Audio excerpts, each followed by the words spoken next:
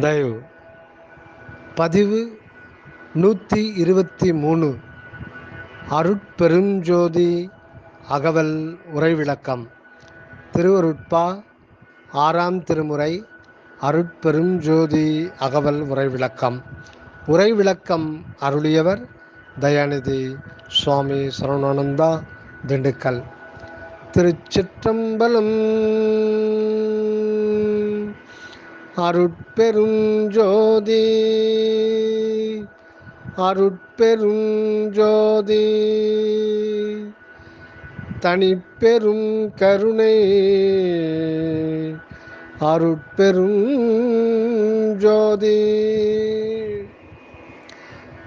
அகவல் வரிகள் 1233 1234. செய்வினை பலவாய் செய்வன பலவாய் எய்வர விளக்கிடும் என் தனி சித்தே. செய்வினை பலவாய் செய்வன பலவாய் எய்வர விளக்கிடும் என் தனி சித்தே. அருள் விளக்கவுரை. இவ்வுலகிடை தோன்றியுள்ள உயிர்கள், முக்கியமாக மக்கள், சதா ஏதேனும் செய்து கொண்டே தான் இருக்கின்றார்கள். அந்த வினையினால் சூழ்பிறவி வடிவங்களும் சதா வருவதும் சில காலம் இருந்து போவதுமாய் இருக்கின்றன. வினை வளர உடல் பிறவி வளரும். வினை வளர உடல் பிறவி வளரும். உடல் வளர வினை வளரும். இது சங்கிலி போல் தொடர்ந்து வந்து கொண்டே இருக்கும். இது சங்கிலி தொடர்போல் வந்து கொண்டே இருக்கும். மக்கள் அல்லாத பிற உயிர்கள் என்ன வினை புரிகின்றன என்றால், அவற்றின் வாழ்வே வினை செயலாக இருக்கின்றது. அதுவும் அவைகள் அறியாமலே கடவுள் நியதியாக சித் விளக்க செயலாக வெளியாகி மேற்பிறவிகளுக்கு ஏற உதவுகின்றன. அவற்றின் செயல்கள் அல்லது வினைகள். ஆன்மாவில் கடவுள் அருள் இயல்பாக இருந்துதான் அதனை வெளிப்பட்டு விளங்கச் செய்கின்றது. அதுவே ஓர் ஆன்மாவுக்கு சூழ் வடிவங்கள் தோற்றுவிக்க காரணமாய் உள்ளதாம். அருள் உண்மை அறியப்படாதபோது ஆன்மாவுக்கு இயல்பாய் உள்ளது ஆணவமலம் என்றும், அதுவே பிறவிக்கு காரணமாய் மேல் மாயா கண்ம உடல்களை ஏற்று அவத்தை உருகின்றன என்கின்றனர். பக்குவ ஆன்மாவுக்கு கடவுள் சித்தாம் அருளே வெளிப்பட்டு உரு பல கொல்லச் செய்து முடிவில் மனித வடிவில் அருள் உண்மையை தூண்டிவிட்டு தன்னைத்தானே கண்டுகொண்டு அருள் வாழ்வு பெறச் செய்து விடுகின்றதாம். ஆன்மாவானது அருள் அனுபவம் பெற்று கொள்ளாது உயிர் அனுபவத்தோடு உலகில் பிழைத்து கொண்டிருக்கும் வரை எத்தனையோ துன்பங்களும் அவத்தைகளும் ஒவ்வொரு பிறவியிலும் அனுபவித்து கொண்டே இருக்கின்றதாம். ஆன்மாவானது அருள் அனுபவம் பெற்று கொள்ளாது உயிர் அனுபவத்தோடு உலகில் பிழைத்து கொண்டிருக்கும் வரையிலும் எத்தனையோ துன்பங்களையும் எத்தனையோ அவத்தைகளையும் ஒவ்வொரு பிறவியிலும் அனுபவித்து கொண்டே இருக்கின்றதாம். இந்த சுகமல்லா சுகம் எல்லாம் துன்பங்களாகவே ஆன்மாவுக்கு அனுபவம் ஆகின்றதாம். இந்த துன்பானுபவம் எல்லாம் ஆன்மாவுக்கே ஏற்படுவது அன்றி ஆன்மா ஏதும் அனுபவிக்கின்றதில்லை. எல்லாம் தேகேந்திரியங்களே அனுபவிக்கின்றன என்று சொல்லுவதெல்லாம் உண்மையே அல்ல. அது முற்றிலும் தவறே ஆகும். எல்லா பிறப்பு துன்பங்களும் ஆன்மாவாகிய உண்மை மனிதனுக்கே என்றதால்தான் செல்லான் என்ற எல்லா பிறப்பும் பிறந்திழைத்தேன் என மணிவாசகம் குறிக்கின்றது. எல்லா பிறப்பு துன்பங்களும் ஆன்மாவாகிய உண்மை மனிதனுக்கே என்றதால்தான் செல்லான் என்ற இத்தாவர சங்கமத்துள் எல்லா பிறப்பும் பிறந்திழைத்தேன் என மணிவாசகம் குறிக்கின்றது. இந்த ஆன்மாவுக்கு ஏற்பட்ட துன்பங்கள் எல்லாம் ஒழிந்து போக எய்வர, அதாவது உள்வருத்தம் நீங்கும்படி கடவுளே சிற்விளக்கம் புரிகின்றார் இத்தருணம். உயிரினங்கள் பல உள அவை புரியும் வினையாம் செயல்கள் எண்ணிலவாம். இதற்கு லட்சியம் என்ன? இவைகள் எல்லாம் சத்தாம் கடவுளின் வடிவங்களாம் ஆன்மாவாய் இருத்தல் உண்மை. இந்த ஆன்மாக்கள் இரட்டை வாழ்வில் வைக்கப்பட்டிருக்கின்றனவாம். இது முக்கியம். இந்த ஆன்மாக்கள் இரட்டை வாழ்வில் வைக்கப்பட்டிருக்கின்றனவாம். முதலாகிய கடவுள் நிலையில் ஆன்மா கடவுள்மய சுத்தானந்த நிலையில் இருக்கின்றது. இது நித்தியமானது. இரண்டாம் நிலையில் ஆன்மாவானது உயிர் சக்தி கொண்டு தேகேந்திரிய தொடர்புடன் உலகியலில் வாழ்கின்றதாம். இதில் ஏற்படுகின்ற இன்ப துன்ப அனுபவம் எல்லாம் தான் உயிர் வழி ஆன்மாவே அனுபவிக்கின்றது. உயிர் ஒடுங்கிவிட்டால் உயிர் வழி ஆன்மாவே அனுபவமும் அடியோடு ஒழிந்து போகும். இது முக்கியம். இதில் ஏற்படுகின்ற, அதாவது இரண்டாம் நிலையில் ஆன்மாவானது உயிர் சக்தி கொண்டு தேகேந்திரிய தொடர்புடன் உலகியலில் வாழ்கின்றதாம். இதில் ஏற்படுகின்ற இன்ப துன்ப அனுபவம் எல்லாம் தான் உயிர் வழி ஆன்மாவே அனுபவிக்கின்றது. உயிர் ஒடுங்கிவிட்டால் உயிர் வழி ஆன்மாவின் அனுபவமும் அடியோடு ஒழிந்து போகும். ஆனால் வினை வழி ஆன்மாவுக்கு மறுபிறவி தேகம் வரும்போது துன்பானுபவம் வருத்துகின்றதாம். இதை ஒழித்து மறுபடியும் பிறப்பு வராதிருக்க செய்ய வேண்டுமானால் ஆன்மாவின் வாழ்வு சுத்தானந்த நிலையை ஓர்ந்து பொருந்தி நின்று சுத்த சன்மார்க்க வாழ்வு வாழ்வதால் நிலைத்த இன்ப வாழ்வே சூழ்ந்து கொள்ளும். மேற்கொண்டு இறப்பும் பிறப்பும் தொடரா. இதை ஒழித்து மறுபடியும் பிறப்பு வராதிருக்க செய்ய வேண்டுமானால் ஆன்மாவின் வாழ்வு சுத்தானந்த நிலையை ஓர்ந்து பொருந்தி நின்று உட்பொருந்தி நின்று சுத்த சன்மார்க்க வாழ்வு வாழ்வதால் நிலைத்த இன்ப வாழ்வை சூழ்ந்து கொள்ளும். மேற்கொண்டு இறப்பும் பிறப்பும் தொடரா. அடுத்து அகவல் வரிகள் 1235 1236. அண்ட சராசரம் அனைத்தையும் பிறவையும் எந்தர விளக்கும் என் தனி சித்தே. அண்ட சராசரம் அனைத்தையும் பிறவையும் எந்தர விளக்கும் என் தனி சித்தே. உரைவிளக்கம்.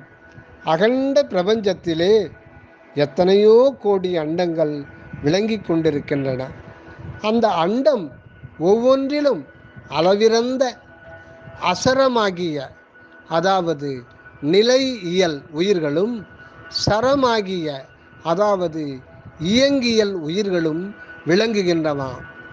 இவைகளே அல்லாது இந்த பெரும் பிரபஞ்ச வெளியில் அனந்தமாகிய பூதசக்தி பொருள்களும் மின்காந்த ஆற்றல்களும் கணித்தற்கரிய சக்தி செயல்களும் விளங்கி கொண்டுள்ளனவாம்.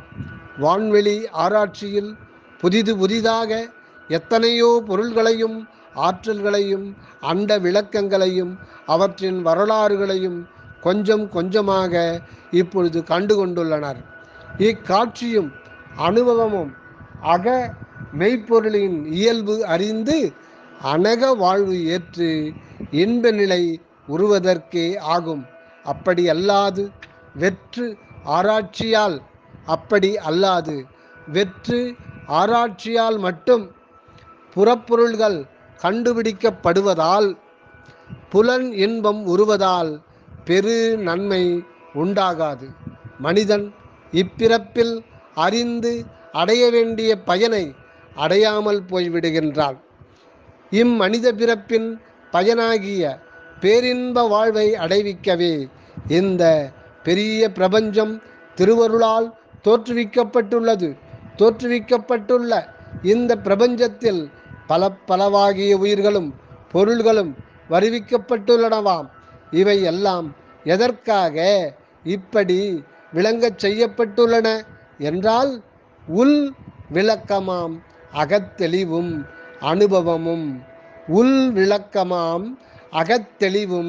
அனுபவமும் பெற்று மனிதன் புனிதனாகி மன்னிய இன்பத்தில் வாழ்வதற்கே ஆகும்.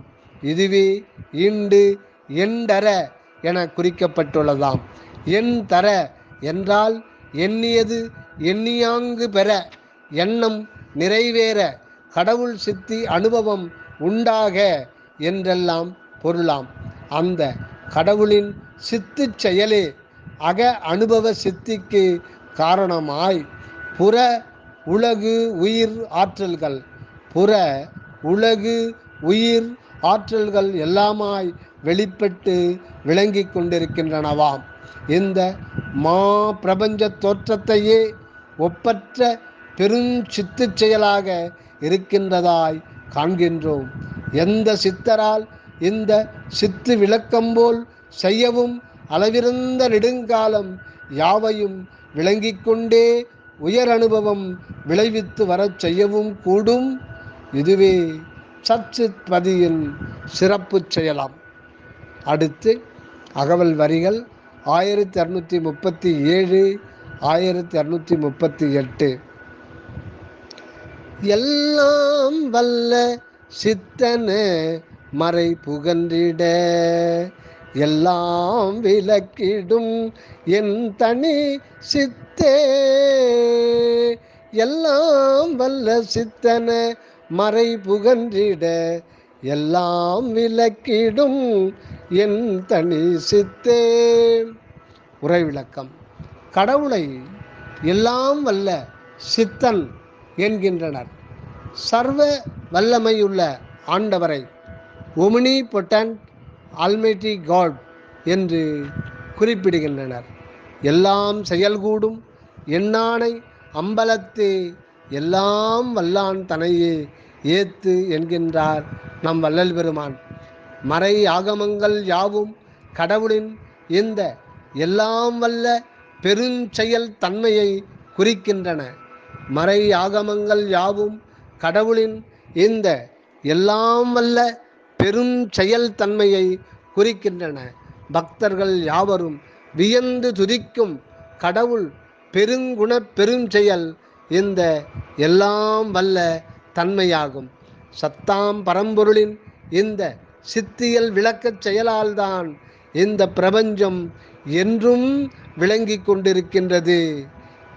சத்தாம் பரம்பொருளின் இந்த சித்தியல் விளக்கச் செயலால்தான் இந்த பிரபஞ்சம் என்றென்றும் விளங்கி கொண்டிருக்கின்றது. இயற்கை உண்மையாய் இருப்பது சத்து. இயற்கை உண்மையாய் இருப்பது சத்து. இயற்கை விளக்கமாய் விளங்குவது சித்து. இயற்கை விளக்கமாய் விளங்குவது சித்து. சத்து இல்லாமல் சித் விளக்கம் உண்டாகாது. சித்து இல்லையாயின் சத்து இருப்பதை உணரவும் அனுபவிக்கவும் முடியாது. இது முக்கியம். சத்து இல்லாமல் சித் விளக்கம் உண்டாகாது. சித்து இல்லையாயின் சத்து இருப்பதை உணரவும் அனுபவிக்கவும் முடியாது. சூரியனுக்கு ஒளி இயல்பாயிருந்து விளங்குகின்றதும் விளக்குகின்றதுமாய் உள்ளது போன்று சத்தாம் பரம்பொருளுக்கு இந்த சித்தும் இயல்பாயிருந்து விளங்கவும் விளக்கவும் உதவுகின்றதாம். சூரியனுக்கு ஒளி இயல்பாயிருந்து விளங்குகின்றதும் விளக்குகின்றதுமாய் உள்ளது போன்று சத்தாம் பரம்பொருளுக்கு இந்த சித்தும் இயல்பாயிருந்து விளங்கவும் விளக்கவும் உதவுகின்றதாம். இந்த இயற்கை விளக்கமாகிய சித்தால் என்ன பயன்? அல்லது இந்த பெரும் பிரபஞ்சம் ஏன் தோன்றி எதற்காக விளங்கிக் கொண்டு மக்கள் முதலான உயிர்களை தோற்றுவித்து பலவிதங்களிலும் இன்ப துன்ப அவத்தைகள் பட்டு அழிவுறச் செய்கின்றது? இந்த பெரும் பிரபஞ்சத்தில் ஏன் தோன்றி எதற்காக விளங்கிக் கொண்டு மக்கள் முதலான உயிர்களை தோற்றுவித்து பலவிதங்களிலும் இன்ப துன்ப அவத்தைகள் பட்டு அழிவுறச் செய்கின்றது? இப்படிப்பட்ட சித்து செயலால் யாருக்கு என்ன நன்மை? இதில் கடவுளின் சித்தியல் விளங்கலாம். ஆனால் உயிர்களின் துன்பாவத்தைகளைக் கண்டு மிக வருந்த நேருகின்றதே. என் செய்வது? கருணையே வடிவான கடவுட்செயலின் உண்மை விளங்காமல் கலக்கம் அடைகின்றனர் நல்லோர். நிதியாகிய எல்லாம் வல்ல கடவுள் இப்படி ஏன் தயவே சிறிதும் விளங்காத இந்த அவத்தைகளையும் அழிவு செயல்களையும் ஏன் புரிகின்றாரோ என்றெல்லாம் கேட்கவும் கருதவும் செய்கின்றன இந்த உலக நிகழ்ச்சிகள் எல்லாம். இப்பொழுதுதான் திருவருளே இந்த சித்தாகி நின்று உண்மையை எல்லாம் சிறிதும் ஐயமும் தெரிவும் இல்லாதபடி விளக்கமாக உணர்த்தி விடுகின்றதாம். நமது கடவுள் அருட்பெருஞ்சோதியாக இப்போது வெளியாகியுள்ளார். இதன் அகண்ட பெருஞ்சோதியே சத்து பொருளாகவும் அருள் ஆற்றலே சித்து தன்மையாகவும் உள்ளனவாம்.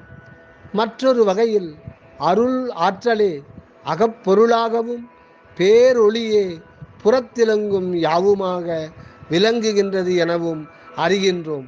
உண்மையில் இந்த சச்சித் பரம்பொருள் அத்துவிதமான இரண்டற்ற ஒன்றான அருள் ஒளியாகவே உள்ளதாம்.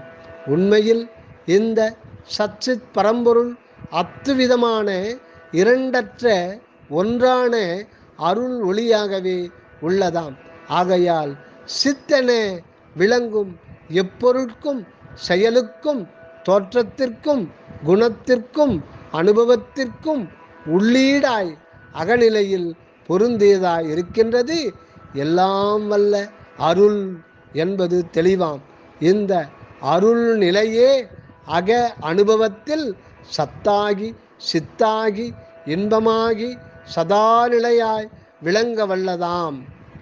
இந்த அக அருள் நிலையே அக அனுபவத்தில் சத்தாகி சித்தாகி இன்பமாகி சதாநிலையாய் விளங்க வல்லதாம்.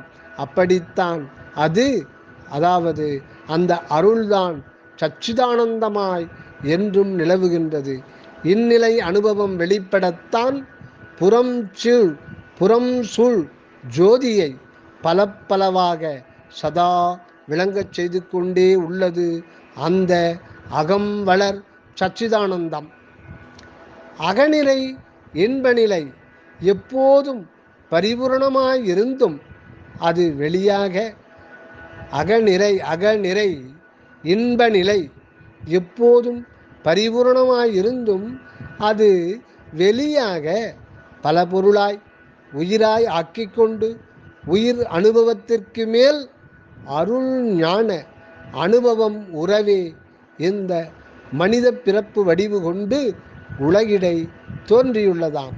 இந்த பிறவியில் புலன் உணர்வும் மன அறிவும் தான் முற்பட்டு இச்சை வழியில் படர்ந்து அறம்பாவத்தால் புற வாழ்வில் இன்ப துன்பங்களை பெருக்கிக் கொண்டிருக்கின்றனவாம்.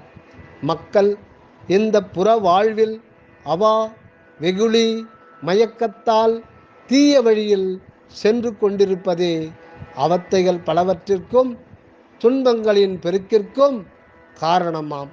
பக்குவம் உற்றால் அன்பு வழி மேற்கொண்டால் மக்கள் எல்லா நன்மையும் பெற்று இன்ப வாழ்வில் தழைப்பார்கள். ஆகையால் இன்றைய உலக நிலையில் துன்பியல் வாழ்வுக்கு காரணம் மக்களின் அறியாமை செயலே ஆகும். கடவுள் தயவு செய்யாதிருக்கின்றதாக கருதுவதோ கடவுள் தயவு செய்யாது இருக்கின்றதாக கருதுவதோ அவரை தயவு இல்லாதவர் என்று எண்ணுவதோ பெரும் தவறே ஆகும். மனிதனை பக்குவப்படுத்தவே இந்த சோதனை சூழலில் விட்டு மனிதனை பக்குவப்படுத்தவே இந்த சோதனை சூழலில் விட்டு மீண்டும் வரவேற்க தயாராக இருக்கின்றார். அன்றியும் கடவுள் நிலை நிறை இன்பமாய் அதீதத்தில் என்றும் இருந்து வருவதும் பக்குவமுற்ற மனிதனை அந்த இறை இன்ப நிலையுற்று என்றும் பேரின்பில் விளங்கச் செய்யவும் உள்ளது என்பது உண்மையாம். ஆகவே இப்போதுள்ள உலக நிலையை கண்டு மக்கள் படும் துன்பங்களுக்காக நெஞ்சம் உருகி பரிதாபப்படுவது அன்றி எவர் மீதும் குறை காணார் மெய்யுணர்ந்தோர். மக்கள் உள்ளத்தில் மெய்யன்பு பெருக வேண்டும். மக்கள் உள்ளத்தில் மெய்யன்பு பெருக வேண்டும். வாழ்வில் அன்பு செயலே படர வேண்டும். அப்போது இன்பமே எங்கும் சூழக் காண்போம். சச்சித் பொருளின் அனுபவமே ஆனந்தமாம். சச்சித் பொருளின் அனுபவமே ஆனந்தமாம். மனிதன் இந்த சச்சித் உண்மையை உளம் கொண்டு மேல் நின்று வாழும்போது மெய்யின்பம் உள் நின்று பொங்கி புற வாழ்விலும் நிறைவுற்று திகழும். இது முக்கியம். மனிதன் இந்த சச்சித் உண்மையை உளம் கொண்டு மேல் நின்று வாழும் போது மெய்யின்பம் உள் நின்று பொங்கி புற வாழ்விலும் நிறைவுற்று திகழும். இதனால் இதுகாரும் சச்சிதானந்தம் அகநிலையில் மறைந்து கிடந்தது அணுவுள் பேராற்றல் மறைந்து கிடந்தது போல ஆன்ம ஞானிகளும் பிறரும் அந்த ஆன்மப்பதியை புறத்திருந்து ஏகதேசம் உணர்ந்தும் உணராமல் பொய்ப்பாவனையில் தாம் அந்நிலையை அறிவால் பற்றி கொண்டு விட்டதாக எண்ணி புற வாழ்விலே அழிந்து போய்விட்டனர். இப்போது சுத்த அருளால் அந்த ஒன்றான சச்சித் பதியை உற்சார்ந்து நின்று ஆனந்தமாய் புற வாழ்வில் விளங்கலாகி விடுகின்றான். நன்று நன்று என்று அகமகிழ்ந்து சால அருளாதிருப்பாரோ சச்சித் சுகத்தை சார்ந்தோரே என சச்சித்தின் விளைவு சதானந்த வாழ்வே என அறிய வரும். நன்று நன்று என்று அகமகிழ்ந்து சால அருளாதிருப்பாரோ சச்சித் சுகத்தை சார்ந்தோரே என சச்சித்தின் விளைவு சதானந்த வாழ்வே என அறியலாகும். தயவு அருட்பெருஞ்சோதி அருட்பெருஞ்சோதி தனிப்பெரும் கருணை அருட்பெருஞ்சோதி.